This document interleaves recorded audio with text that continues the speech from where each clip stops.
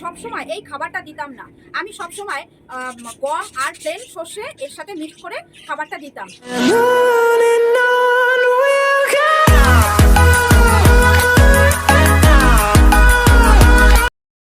বন্ধুরা, আশা করি তোমরা সবাই ভালো আছো। তো আজ চলে এলাম নতুন একটা ভিডিও নিয়ে, দেখতে থাকো, সঙ্গে থাকো। দেখো, এই যে খাবার, এটা কিন্তু মিক্সড খাবার। এটা আমি পায়রার খাবারের জন্য কিনেছিলাম। তো এই মিক্সড খাবারের মধ্যে রয়েছে হ্যাটকা, মাইলো আর হচ্ছে বাজরা। তো এই বিষয় নিয়ে আজকে তোমাদের সাথে কিছু কথা বলবো। এই খাবারটা ওরা এতটা ভালো খায় যে দেওয়ার সাথে সাথে ওরা সবাই চলে আসবে। তো এই খাবারটা আমি এখন ওদেরকে খেতে দেব না। এই খাবারটা আমি এখন রেখে দেব, কারণ এই খাবারটা আমি ওদেরকে খেতে দেব না। আমি খেতে দেব এই গমটা। আয় আয় আয় আয় আয় আয় আয় আয় আয় আয় আয় আয়। দেখো, আমি শুধু প্লেন এখানে গম দিচ্ছি খেতে, কারণ আমি ওই খাবারটা কেন দিলাম না সেই বিষয় নিয়ে আজ তোমাদের সাথে কিছু কথা বলবো। এইদিকে আসো। দেখো, এই পায়রাটার অবস্থা দেখো, দেখতে পাচ্ছ এর ডানাটা কি অবস্থা। তো সেটা নিয়ে আমি তোমাদের বলবো কেন হয়েছে, কি করে হয়েছে। শুধু যে ওটা তা নয়, আরো একটা আছে। দেখো এখানে, এটারও দেখো কি অবস্থা।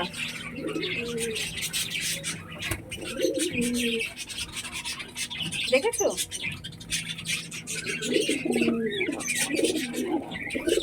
আমি তোমাদের ধরে দেখাচ্ছি।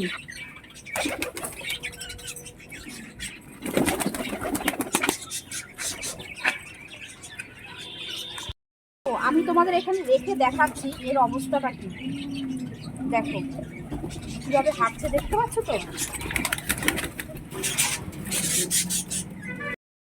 দেখতে পাচ্ছ এর এক সাইডটা পুরো অকেজে হয়ে যাওয়ার মতো, কারণ এর এক সাইডটা নাড়াতে পারে না, প্যারালাইসিস হওয়ার মতো।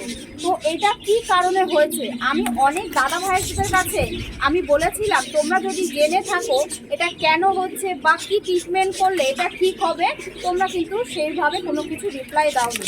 হ্যাঁ, একটা দাদা বলেছিল যে, অনেক দাদা ভাইরা আমাকে বলেছে যে একে নিউরোবাইন দিতে, কিন্তু নিউরোবাইন তো অ্যাকচুয়ালি তোমার নার্ভের ওষুধ, কিন্তু এর তো কোনো নার্ভের প্রবলেম হয়নি।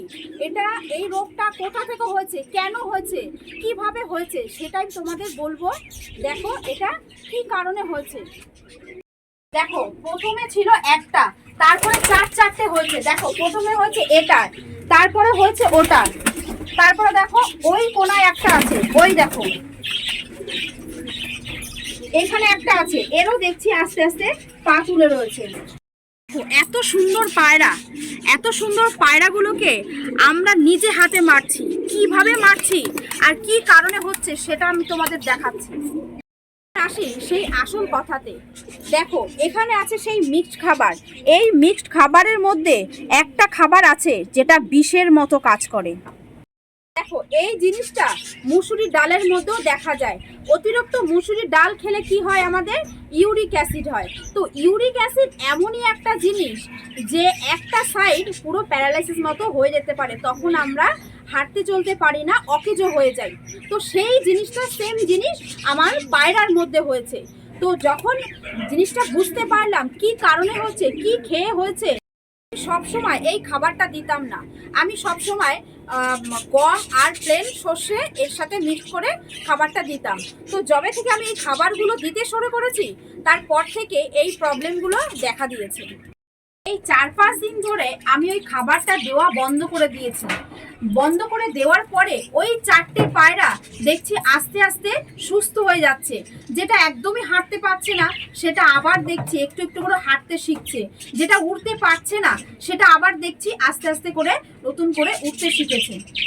আমি 100% গ্যারান্টি দিয়ে বলছি, যারা যারা এই হ্যাটকা দানাটা খাওয়াচ্ছ পায়রাদের, খুব তাড়াতাড়ি ওই দানাটা দেওয়া বন্ধ করে দাও।